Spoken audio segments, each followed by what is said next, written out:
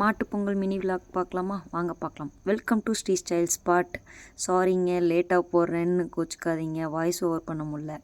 போயிட்டு மாடு பிடிச்சிட்டு வந்துட்டேன், காளை மாடு ரெண்டையும். அதுக்கு முன்னாடி இந்த மாடுகள்லாம் பசு மாடுகள்லாம் கட்டிட்டாங்க பால் கறக்கிறக்கோசரம். அதுக்கப்புறம் பாட்டி பொங்கல் வச்சுட்டு இருந்தாங்க. நாங்களாம் போயிட்டு மாட்டை வந்து பெயிண்ட்டு அடித்து, எப்பயுமே காவி தான் அடிக்கணும், காவி அடிங்க அதுதான் நல்லது. ஆனால் நாங்கள் வந்து பெயிண்ட்டு தான் அடித்தோம். ஏன்னா வந்து டிஃப்ரெண்ட்டாக தெரியணும்னு சொல்லி மாமா பெயிண்ட் அடிக்க சொன்னங்காட்டி பெயிண்ட் அடிச்சிட்டோம். அதுக்கப்புறம் மாமா இங்கே வந்து சாமிக்கான இதெல்லாம் ஏற்பாடு பண்ணிகிட்டு இருந்தார், சாமியெல்லாம் வச்சு. அதுக்கப்புறம் ஆருங்கம்புல், தர்பப்புல்லெல்லாம் வச்சுட்டு இருந்தாருங்க. அதுக்கப்புறம் அது என்ன ப்ரொசீஜரோ அதெல்லாம் வச்சுட்டு சாணியில் பிள்ளையார் பிடிச்சிட்டு அதுக்கப்புறம் அலங்காரம் பண்ணிகிட்டு இருந்தாருங்க. நாங்கள் போய் எல்லா மாட்டுக்கும் பொட்டு வச்சுட்டு சாம்பிராணி கரண்டி எல்லாம் எடுத்துகிட்டு வரக்குள்ளே இங்கே மாமா அழகாக அலங்காரம் பண்ணிட்டாருங்க. தெப்பக்குளம் வந்துட்டு தனியாக கட்டியிருக்கோம், கொஞ்சம் சைடில் கட்டிட்டோம். தெப்பக்குளம் மாதிரி கட்டாமல் இந்த மாதிரி சாமியை வச்சு கட்டிட்டு அதுக்கப்புறம் லாஸ்ட்டில் தான் தெப்பக்குளம் கட்டணும்.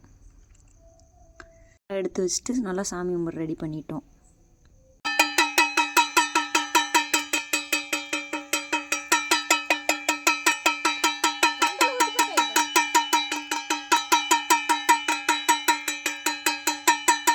தேங்காய் வாழை உடச்சி பத்தி காமிச்சு அப்புறம் பூஜை போட்டாச்சு. இதுதான் பெல்லுக்கு பதிலாக தட்டு அடிக்கிறது. தட்டு சவுண்ட் நான் ஆட் பண்ணியிருக்கேன் பாருங்கள். இதுதாங்க வந்து வழக்கம். எப்படி கோயிலில் பெல் அடிக்கிறோமோ அப்புறம் சாணத்தட்டு வச்சு இது பெல் அடிக்கணும். இது வந்து தான் பாரம்பரியமான விஷயங்கள் மாட்டு பொங்கலுக்கு. அதுக்கப்புறம் ஏன் மாட்டு கழுத்துலலாம் பெல் கட்டி விட்றாங்கன்னா, பூச்சி இதெல்லாம் அண்டக்கூடாதுன்னு சொல்லி கட்டுறது தான். அதுக்கப்புறம் எல்லா சாமிகளுக்கும் காமிச்சாச்சு. ரொம்ப இருட்டாயிடுச்சுங்க. எங்கள் அத்தை சாம்பிராணி போட்டாங்க, மாமா போய் பொட்டெல்லாம் வச்சு விட்டு சாமி கும்பிட்டாச்சு.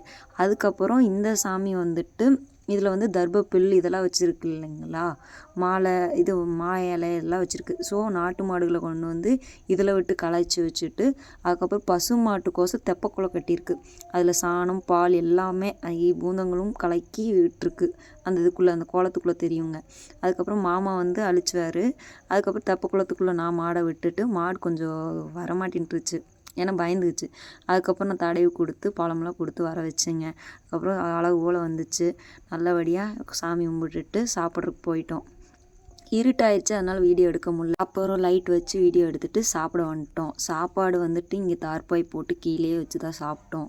மேக்ஸிமம் யாரும் பொங்கல் சாப்பிடல, ஆனால் சாப்பாடு. அதுக்கப்புறம் இது வந்து ஒரு மினி விலாக போகிறோம் பாருங்கள். 2 வகை கூட்டு, அப்புறம் சாம்பார், ரசம், புளிக்குழம்பு, அப்பளம், பாயாசம், அப்படியே ஃபுல் மீல்ஸ் தாங்க வச்சு நல்லபடியாக சாப்பிட்டு எடுத்தாச்சு. பாருங்கள் பொங்கல். இது வந்துட்டு வெறும் பொங்கல் ஒன்று, சக்கரை பொங்கல் ஒன்று. நல்ல டின்னர் முடிச்சு வந்தாச்சு. தேங்க்ஸ் ஃபார் வாட்சிங். Bye bye.